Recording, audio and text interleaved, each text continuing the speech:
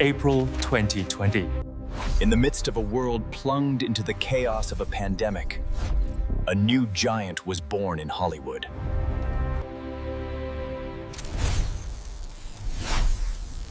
Its name was Quibi.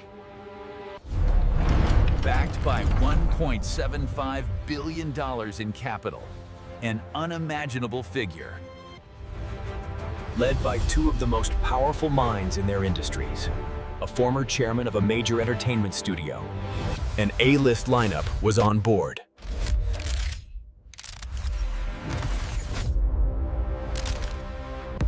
Their promise was bold, to redefinite how we watch videos on our phones.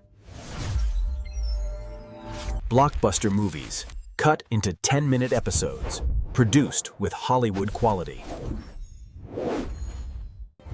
A revolution.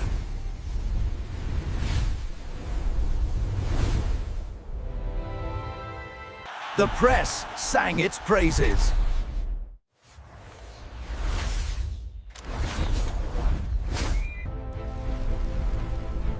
Investors poured in money without a second thought.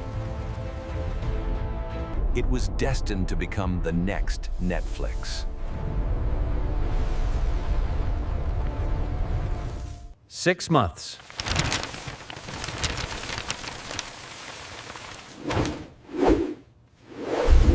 That's all it took for $1.75 billion to evaporate faster than cryptocurrency, after an Elon Musk tweet.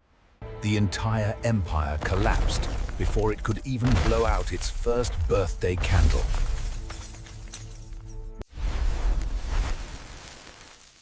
This wasn't just a failure.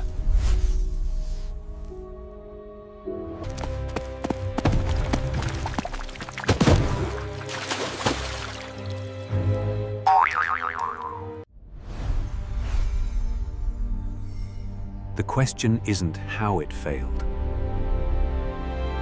The real question is,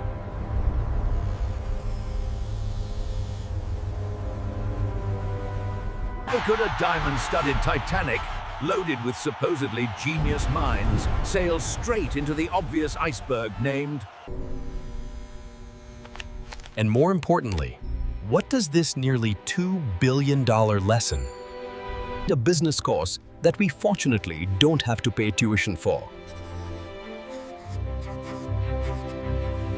Reveal about the playbook for success in the volatile world of 2026.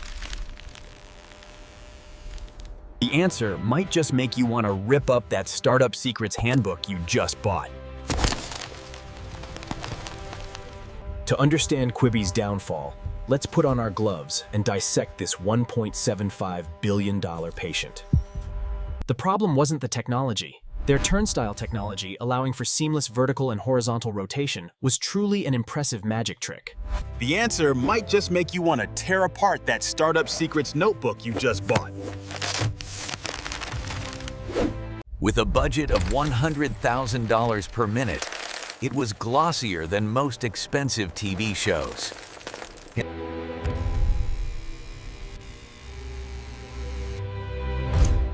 So where was the problem? It's like building a perfect Ferrari, alligator leather interior, a roaring engine, and then forgetting to install the wheels. The problem lay in a fatal mistake, a kind of thought virus that had infected their entire business strategy from the very beginning. Quibi was built on an assumption as romantic as a Hollywood movie. That in the 5 minutes waiting for a latte, what humanity craves is not to look at memes or scroll through their newsfeed, but a short film directed by Steven Spielberg. They were in love with their idea.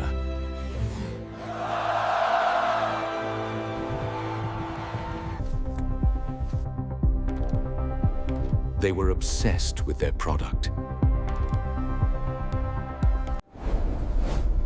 They built a magnificent, gold-plated opera house in the middle of the desert. And then were surprised when the only audience was a few camels looking for a drink of water. Let's analyze this deeper. Quibi's assumption ran into 3 walls of brutal reality. first, competition. But not ordinary competition, rather, asymmetric competition.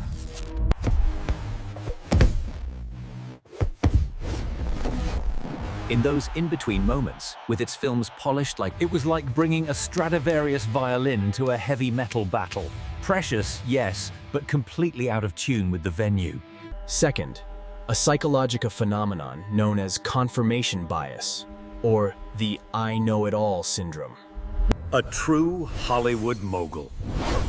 Someone who could turn a script about a sandwich into a blockbuster. When you're used to the whole world applauding you, it's easy to believe that every idea you have deserves applause. They didn't ask what the market wanted. They told the market what it should want. Essentially, they were parents trying to sell a plate of broccoli to kids who were screaming for ice cream. And finally, the most fatal mistake, product market fit, or in simple terms, the product did not fit the market. They created a perfect solution for a problem that never existed. It's like inventing a super premium, high-tech comb for bald people.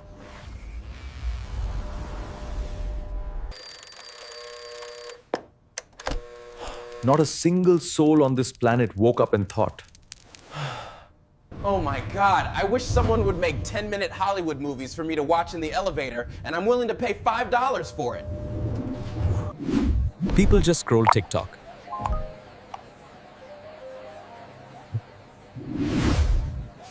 Quibi spent $1.75 billion to realize a truth they could have discovered with just a few customer interviews and some free cookies. They loved their product to the point of blindness, instead of loving their customer's problem. And this right here is the nearly $2 billion lesson. The core lesson that will reshape every business strategy in the future. Especially in the digital business landscape.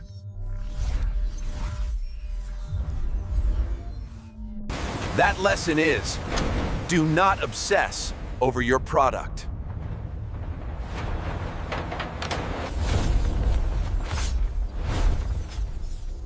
Obsess over your market. Let me repeat. Don't start with a flashy product idea. Start with a throbbing pain, a real problem of a specific group of people. Don't ask, what can I build? Ask, who is struggling and how can I help them? This shift in the question is the difference between a Quibi and a true giant. The business world has changed.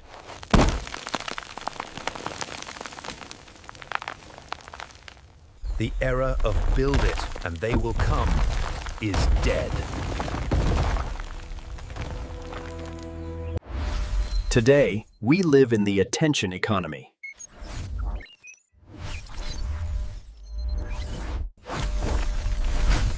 Customers have no time or patience for things they don't need.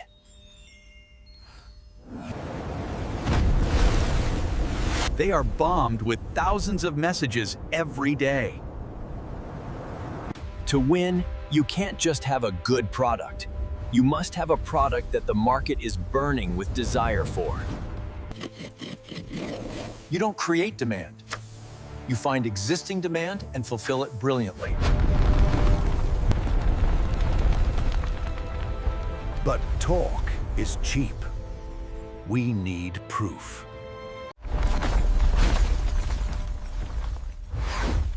A story that is the complete opposite of Quibi. A story of someone who built an entire empire, not with billions in venture capital, but with an absolute obsession with the market. Someone who has become an icon for a new generation of entrepreneurs. And that person was known as the Maverick. If one approach was a grand but misplaced symphony orchestra, the other is like a street performer who knows exactly what the crowd wants to hear. And plays that tune better than anyone else.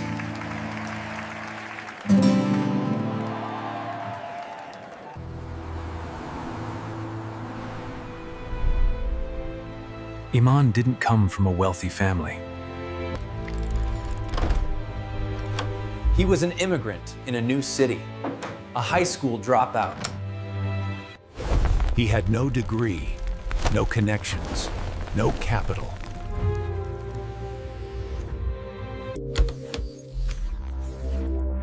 He only had a laptop and a phenomenal sharpness in recognizing market pain. In the 2010s, he noticed a trend.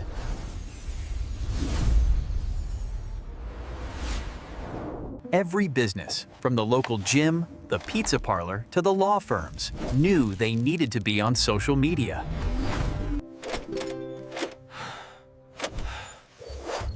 They knew they needed digital marketing to survive. It was a clear, throbbing pain point. They lacked the time, lacked the knowledge, and were desperately searching for someone who could help them attract customers from the online world.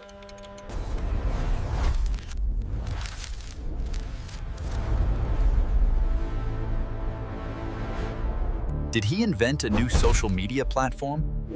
Did he create a complex AI software? No. He did the complete opposite of Quibi. Instead of creating a brand new product and trying to convince the market it needed it, he provided a service that the market was already screaming for. He founded a social media marketing agency handout.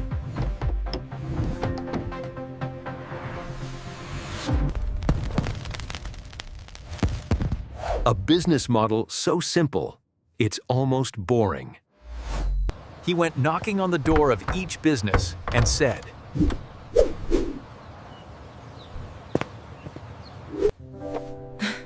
I see you're struggling to find customers online. I can solve that problem for you. "This is the genius point."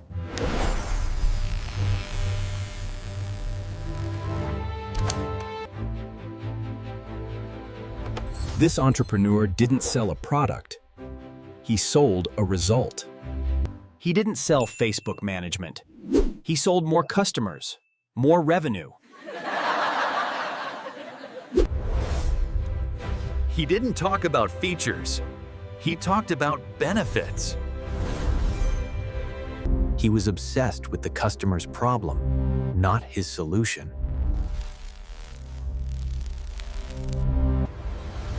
From one service, he expanded into courses, software, and other companies, all revolving around one core principle: find a painful market problem and provide the best solution.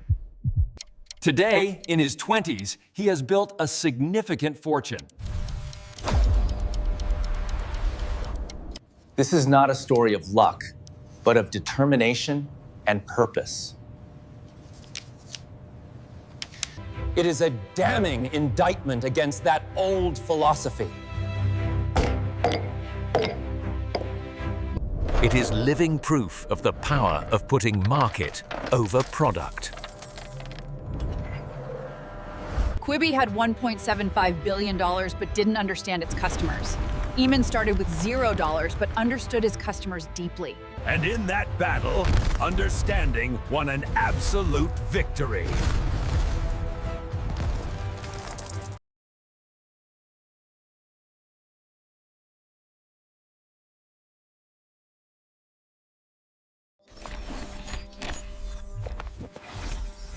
How do we build a failure-proof business strategy? Here are 3 core principles, distilled from the contrast between Quibi and Iman. This is your map.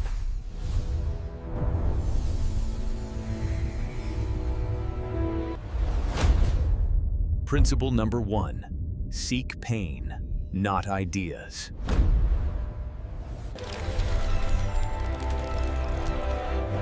Most people start their entrepreneurial journey with an idea. I have an idea for an app to share pet food. I have an idea for a social network for plant lovers. This is the path that leads to the Valley of Quibi.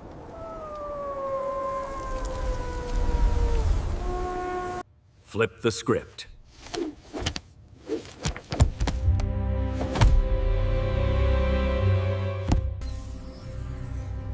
Instead of searching for ideas, become a detective and searching for pain. Listen to the complaints on forums. Read the product reviews. Join online communities. Pay attention to phrases like, "I wish there was," "Why hasn't anyone made?" "I really hate when I have to."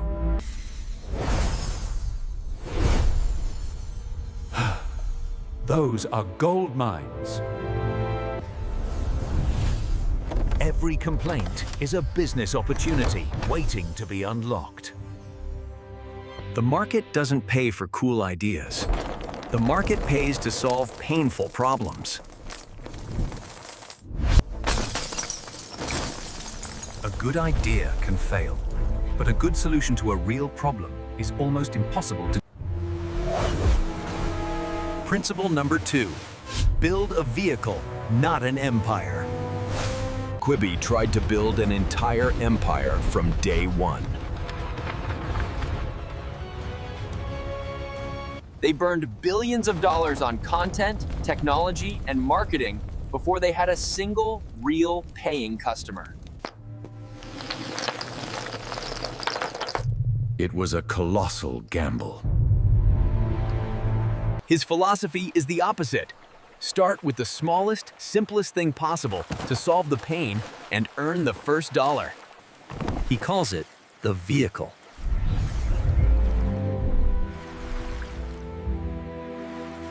That could be a consulting service, a service agency, a paid email newsletter, a small online course. Why is this so important?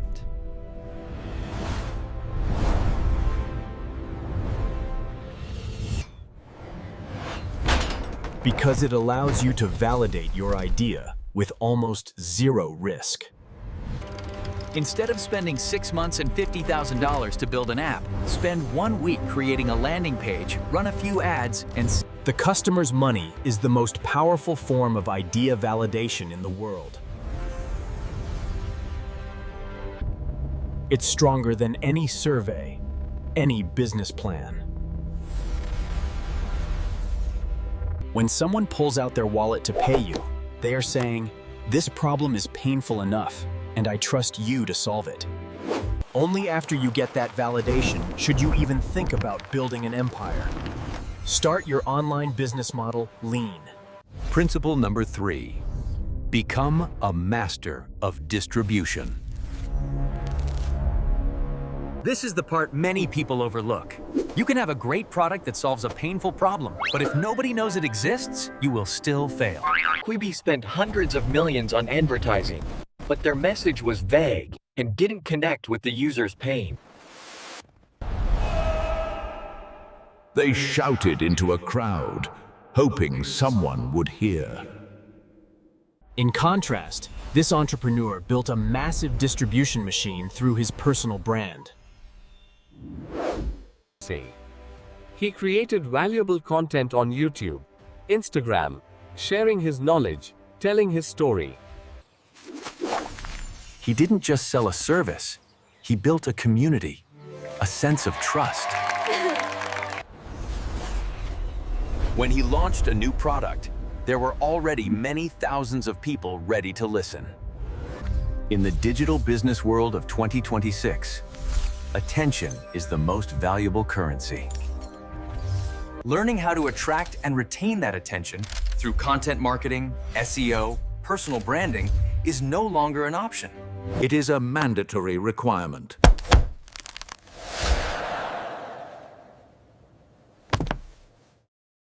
A mediocre product with excellent distribution will always beat an excellent product that nobody knows about. An effective marketing strategy is the lifeblood of a business.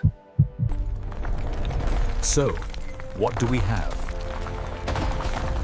A story of two extremes. On one side is Quibi, a monument to arrogance, built on false assumptions and product obsession. A $1.75 billion empire that collapsed because they forgot the most important question. Who needs this? On the other side, a symbol of the new generation, who built a foundation on empathy and a deep understanding of the market. He proved that in today's age, customer understanding is more powerful than a bottomless budget. The business playbook for 2026 isn't found in complex textbooks or fancy boardrooms. It lies within these very stories. It's a reminder that before you write the first line of code, before you design the logo, before you raise a single dollar of capital, stop and listen.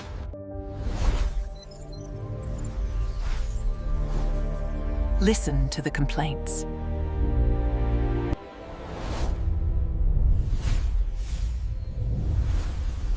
Seek out the frustrations. Immerse yourself in the world of the people you want to serve. Fall in love with their problem more than you love your solution. 2026 is approaching, and the business playing field will become even more fierce. New giants will rise, and old empires will fall. The line between success and failure will be determined not by the scale of capital, but by the depth of understanding. The question for you is not, what's your billion-dollar idea? The real question is, what painful problem can you solve for someone?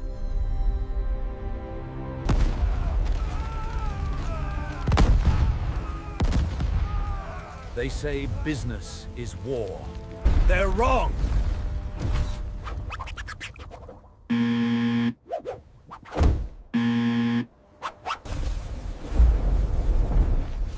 Because in the modern business world,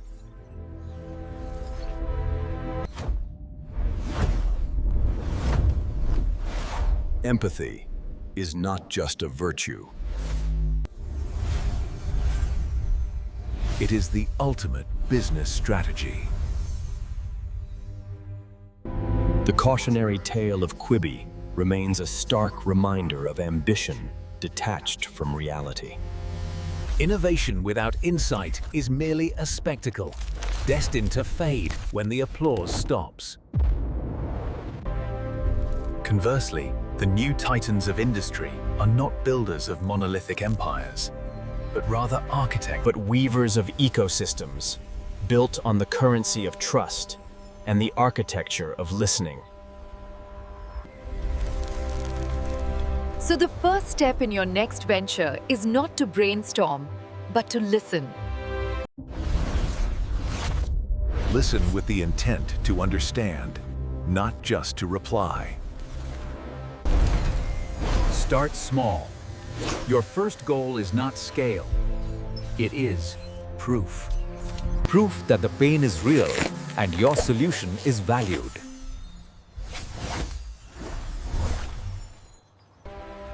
And finally, build your lighthouse.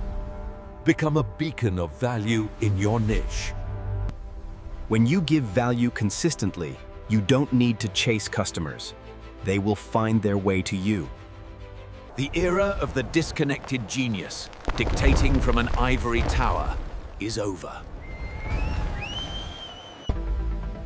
The future belongs to the empathetic entrepreneur, the one who is in the trenches with their market. Success is no longer about having the best idea. It's about having the deepest understanding of a human need. This is the mental model that separates the fleeting successes from the enduring legacies. It is the compass that will guide you through the noise. Two paths, one paved with hubris and capital, leading to a dead end. The other, paved with curiosity and empathy, leading to sustainable value. As you write your own story, the first question you must answer is not what. It is who.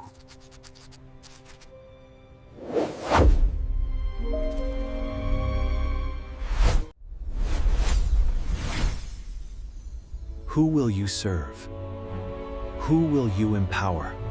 Answer that, and you've already found your true north.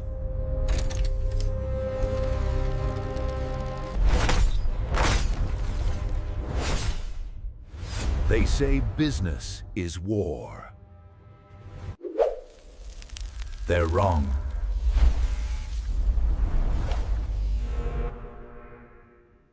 Grows near its first saints.